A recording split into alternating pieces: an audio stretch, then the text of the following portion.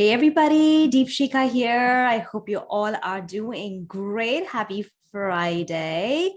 I am so excited to jump on over here today. I wanted to talk to you about a very interesting question that came along this week for me. So I was earlier this week being interviewed for a summit, and the question that the interviewer asked me was, Deepshika, how do you stand out in a crowded online space? Now, as we all know, that there are too many of any title or any industry or any niche, right? If you talk about copywriters, there are way too many copywriters in the industry. There are way too many business mentors or business coaches or even branding people or life coaches or mindset experts, right? So the industry is crowded. There is no doubt about it. And how do you stand out in the industry? And I thought this question was so amazing, because what happens so many times is that we get caught up in standing out in a way that is not timeless, right? What I mean by this is that, for example, I hear this from a lot of people in the industry that, oh, I wish I had been the first one to be on TikTok. I would have stood out then, right? I wish I only wish that I would have started YouTube back in 10, 12 years ago. I would have stood out then, or I would have started blogging 20 years ago. I would have made so much money by then, right? So I want to share with you 4 timeless principles that will make you stand out in even a crowded marketplace, even in a crowded online space, which is not dependent on an algorithm, which is not dependent on a social media platform. It's also not dependent on, any kind of a strategy or a tactic. Like, these principles are really, really timeless.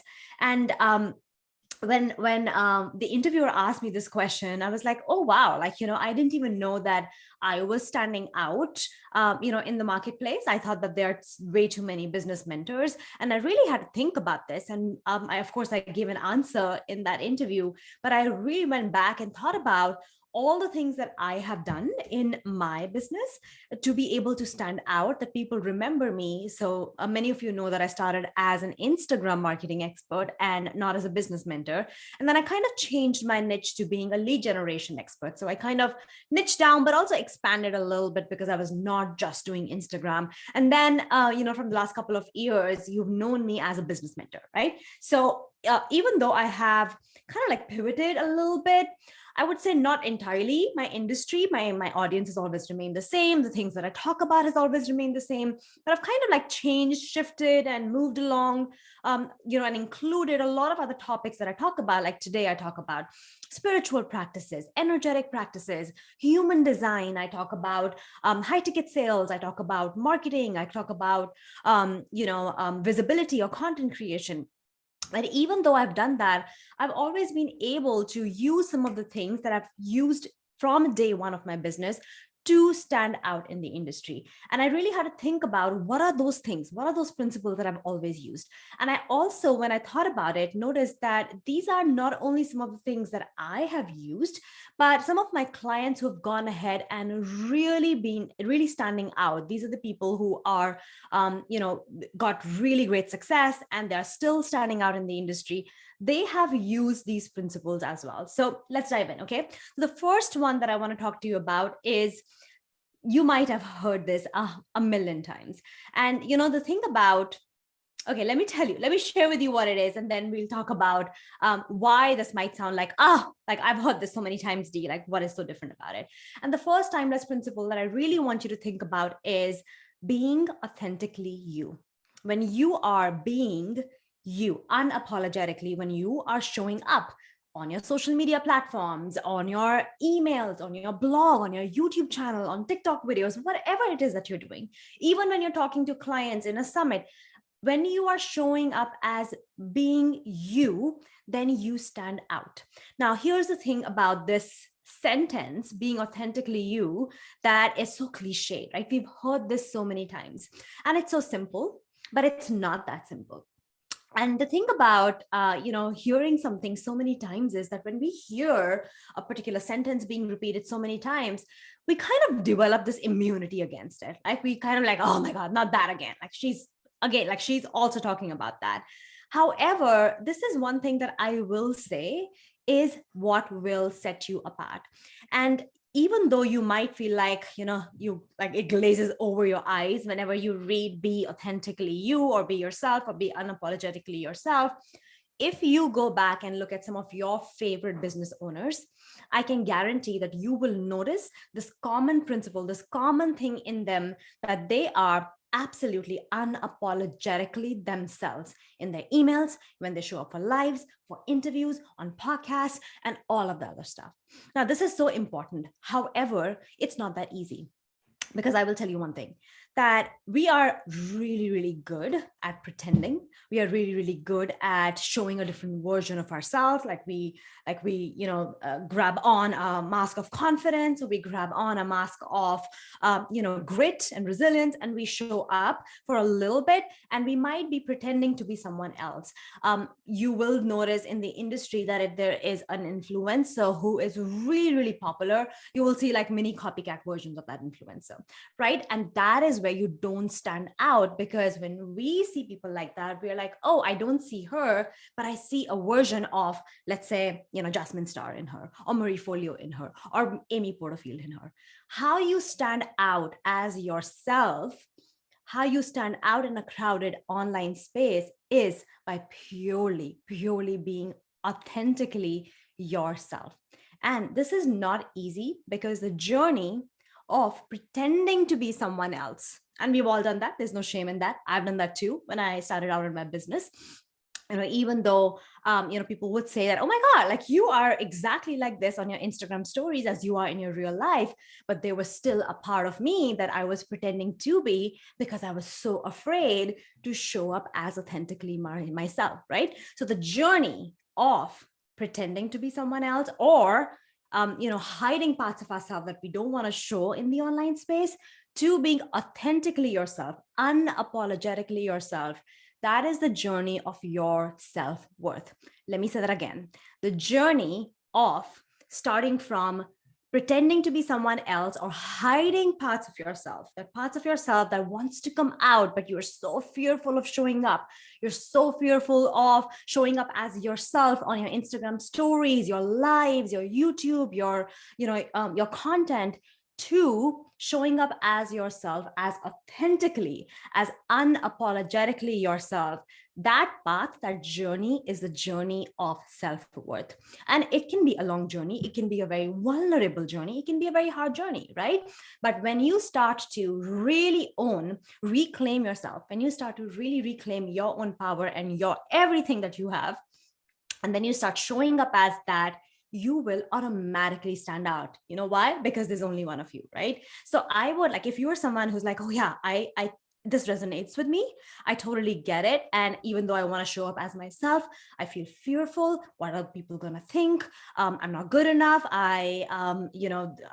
Maybe I'll fumble, or maybe I will say something that I don't mean to say. Maybe I'll come across as bitchy. Whatever the things that are coming up with you, I want you to really, really, first of all, think about all those people who you love, who you adore, who you look up to, and see how they show up.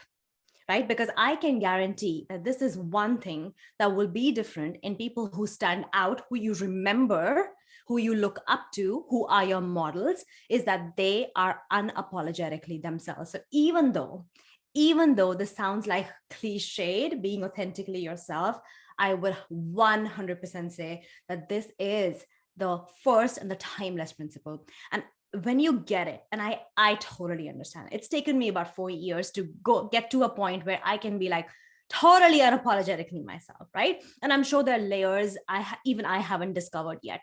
But even if like it feels hard, when you keep chipping away at, I want to show up as myself, I want to just take like 20 seconds of courage and write an email that is super vulnerable, I want to talk about this.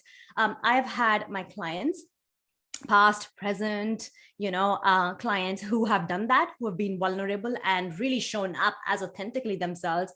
And those are the moments that has attracted their dream, their soul clients towards them. So even though it sounds like cliche, it sounds like, oh, this is glazing past me right now, my invitation to you would be is to really start thinking about all the people you love and how they show up, and really start thinking about, oh, what are the parts of myself that I am ignoring? What are the parts of myself that I feel like, oh, it's not good enough, it's not good enough, and that is why I can't show up? Because this is one of the big reasons why you would be able to stand out, especially in front of the people who can relate to you, who are the people who are really, really your audience. So that is number one. Okay. Number two, it's kind of like a strategic principle. So when I think about, like, I have 4 timeless principles. When I think about these 4 principles, I think of this really amazing sandwich, right? So the bread, there's no sandwich. I mean, there could be an open sandwich, but like a yummy sandwich would have 2 pieces of bread, and then it'll have a little bit of, like, a meat in it, maybe some sauce, some mayo, some mustard, lettuce, tomato, whatever, right? So the first one is the first bread. It's being authentically yourself. It's the base of your sandwich, really. And then the second one is it's pretty strategic. And this is something that I learned from a book called Contagious. If you've been long enough here, you know that I've talked about this quite a few times. And this is one of my favorite way to stand out. I've tested it now for 4 years, and it works. It works amazing. And I've taught it to many, many people who've also used it. It's called triggers. Now, Jonah Berger, he wrote this book called Contagious. And I think the full title is Contagious: How Things Catch On, something like that. I forget. It's an orange book. It's probably right there in my shelf behind me. An amazing book. He talks about, I think, different principles of how to make content go viral. This is the one that really helps you stand out. And triggers, basically what it means is that you associate yourself or your brand or your company's name to something in the environment that when people look at that or see that in their environment, they think of you. Let me say that again. So you associate something in your environment so that when people look at that, think of that, they think of you. Now, when you look at Game of Thrones, for people who know me, I am 100%, I can guarantee that people think of me. And I have done this pretty strategically, right? So it's not like, I get maybe a couple of messages every week. It used to be more before when the show was still on. It's now a little less, but people refer to me as Mother of Dragons. Why? Because I say that. I say that in my marketing. I say that in my content. It's there in my branding photos. It's there on my website. It's very, very strategic. So when people think of Game of Thrones, when people see it, when people watch it, when they see a meme, when they look at, like they're walking in New York City and they look at the throne, or they look at the a meme of Game of Thrones, I always get messages from my audience, whether they are my clients or not, whether they're peers or my clients, my ex-clients, or probably in my community. They always send me those pictures, those memes, and those reminders. And just like this morning, I was having a Facebook exchange, under a comment, under a post, in a comment thread with someone. And she was like, yeah, you're right, Mother of Dragons, you're so right. And I found it very, very interesting that even though this is something that I might not be using every day, people still form an association. So there are some other triggers that I have used in the past, and some I have done it deliberately. So Game of Thrones is very, very deliberate. It's like part of my personality, right? It's part of something that I love. But there are some that I have done not that deliberately. It's not been like knowingly. I have strategically created that as a trigger. And the funny story is that last Halloween, my kids and my husband had carved out a pumpkin and they kept it outside my house. And if you remember, and if you followed me during Halloween last year, you would know that there were these bunch of squirrels. They came and they totally savaged my pumpkin, like within a number of hours. And for the next week or so, there was this like exchange between me and my squirrels, and they would eat our groceries, and there was like, I was storing everything.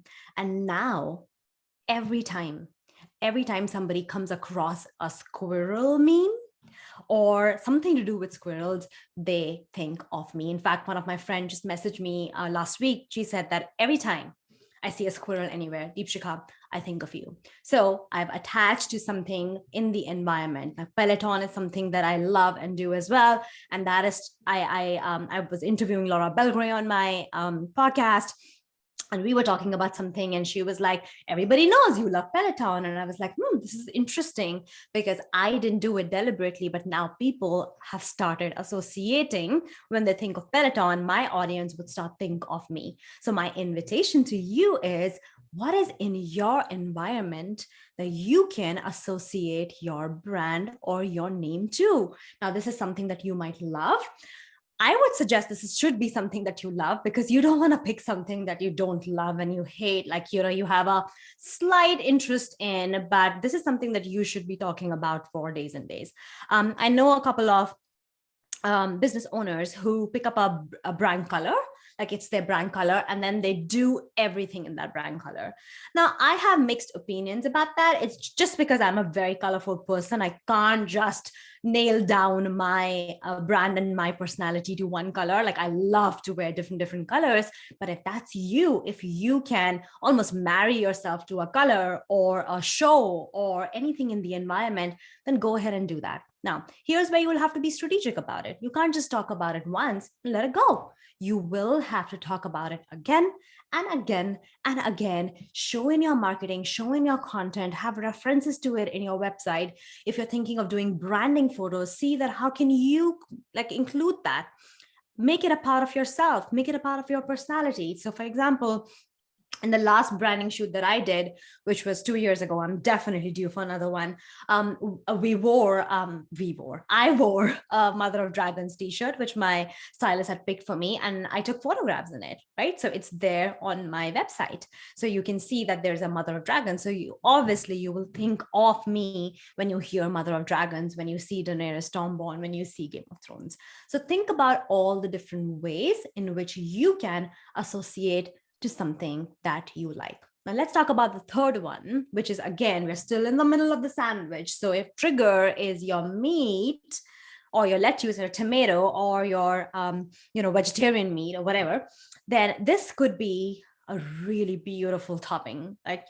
This is something I would say is definitely think about making a part of your branding, of your content, of your entire business, so that you stand out. And again, this is a slightly cliched one, but it works. The thing about things which are cliched is that we roll our eyes over it, but they're simple because they work, right? They've been said again and again by different people because those things work. So I want you to think about these things a little bit differently. And this is telling your stories. Why does this work? I think you know why. Because your story is unique to you.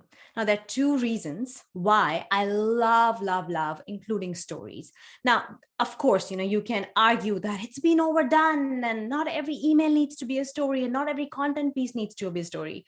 I totally agree. You don't have to tell a story in every content piece. You don't have to tell a story in every live that you do or every email that you send. However, reason why stories work so freaking well is because it's your story. You and I might have the same background, right? It might even be a similar story, right? It might be like, I'm scared of, let's say, bees, you're scared of bees, but our story of being scared of bees, I'm just giving a random example, will be completely different. It might be something similar, but it still would be completely different. Your story is so unique to you. And the thing about stories is when people hear it, they hear it from their own perspective and they start relating to it. And then they start associating it with you. So your stories really make you stand out. I'll give you an example. So a long time ago, I think a couple of years ago, I was on Laura Belgray's list, and I was sitting at a cafe. I used to work at a cafe near my house at that time. And I was eavesdropping on a conversation that these moms were having. So at the cafe that I used to work with, there was a really hip yoga studio next to me. And all these moms would drop off their kids and they would be in their Lululemons and their Chanel bags, and they would go and work out in this hot yoga studio. And after that, they would come to the cafe and eat, it was a gluten-free bakery. So they would eat all this healthy stuff. And I kind of heard them gossiping about someone I knew, like, a common friend. And I was totally trying so hard to eavesdrop, even though I was in the middle of my work. And at the same time, I got this email. It was exactly at the same time. I got this email from Laura Belgrave, where she was writing about eavesdropping on a conversation that a guy was having in a cafe. And that was the moment where I was like, oh my God, like I can totally relate to this woman. She is exactly like me. She does the same things as me. And that led me to follow her for quite some time and buy all her courses and be a part of her mastermind and just be, really enamored with her and really follow along to everything that she was doing. So this is how stories can help you relate to other people. Now, your stories are your stories. You get to pick which ones you want to share. If you don't want to share a particular story, don't share it, right? Don't overthink this. Don't overthink about which story would make the best content or which story would go viral. You never know. That's not in your hands. That is in your audience's hands, right? So you need to just share your stories and from your heart and be open about it, and share it by being authentically yourself. This is also where everything starts to build together. And then the people who will relate to your story are the ones who are going to be attracted to you, right? I love what Seth Godin says, that when you want to spread an idea, spread a message, don't worry about spreading it to millions and millions of people. You just need 10 people, just 10 people that you need to influence. And they are the ones who are going to tell your story, tell your ideas to hundreds others. And those people are going to tell it to more people. So don't worry about influencing millions and millions of people, at the beginning. Just think about 10 people on your list who would probably understand your story and relate to it. I'm sure you can find 10. Let's talk about the fourth one. And again, this is timeless. This is something that cannot be replaced. You cannot replace this one. And this is like your bread. When you put these together, when you put your first bread being authentically yourself and the last bread, which I'm going to talk about in a second, and you put all the things together, there is no way that you will not stand out, no matter how crowded the online space becomes. And this one is providing exceptional service. There is no way around it. No way around it. If you are going to provide a mediocre service, you're not going to stand out. It's just as simple as that. But when you are someone, people work with you and they are blown away with the level of service that they get from you, with the care and the attention that they get from you. And here, mind you, I'm not even talking about the results, right? Because the results are a combination of what you give them and what they do. Results is never one-sided. So if you're a coach or if you are a copywriter, result is combined together, right? I am talking about the care, the attention, and the service that you give them. Think about anything that you have used, you have bought, maybe an airline, maybe a product, and you got exceptional service. How did you feel? What did you do? Did you tell your friends about it? Did you remember them? When you were crossing by their store, did you think that, oh, wow, this store is so amazing. The owner is so amazing. I love going in there. I need to go. I'm on my way to a party. Let me go and buy a gift from there. I'm going to give you an example here, and that's probably going to, make you understand this a little bit better. So it was my second Mother's Day. I think, yes, my second Mother's Day. My son was still very, very little. And my husband had still not caught on to the importance of Mother's Day, in the sense that he's the one who needs to actually make the plans and he's the one who needs to buy the gifts. He's still not caught on to that. And we're Indians and there is no Mother's Day in India. Every day is a Mother's Day, right? So we were in the US for 4 years by then. And it's my second Mother's Day. My son was really little. And I believe we went to New York City for a brunch, right? So we planned a brunch. We went there and we met with my sister-in-law. And that's it. That was the Mother's Day. And not that I was expecting anything big, but flowers would be nice, or maybe a little gift would be nice. So we were just walking on the street, and there was this kind of like a street seller, and I can't even remember what he was selling. Maybe it was jewelry, maybe it was like scarves. I can't even remember what he was selling, but he was like on the street, and he was a really young guy. And I kind of just stood there, and I wasn't even looking at the stuff that he was selling. We were just standing there. We were waiting for the light to turn green and to cross the street. And he pulled out this huge bouquet of roses. Now, let me remind you that I wasn't even looking at the stuff. I may have just peeked into it like that, and I wasn't even actively engaging.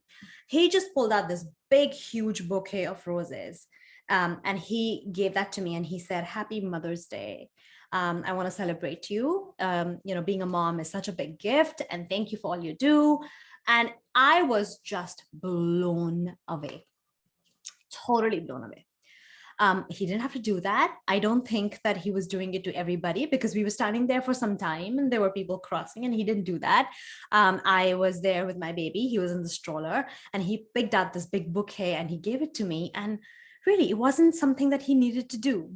And I don't think he was expecting even me to buy something. He knew that we were waiting to cross the street. And I was so blown away, and I didn't really stop and buy something. However, I remembered him. I still remember him. I can still remember his face. I can still remember. I don't remember what he was selling, but I still remember him. And every time I pass that street, and I've not been able to see him ever since then, I think about him, right? This is, and again, like, this is not a direct example of somebody who's giving you service, but I'm just giving an example of something that stood out to me so well. He did it so exceptionally well, and he didn't even have to do it.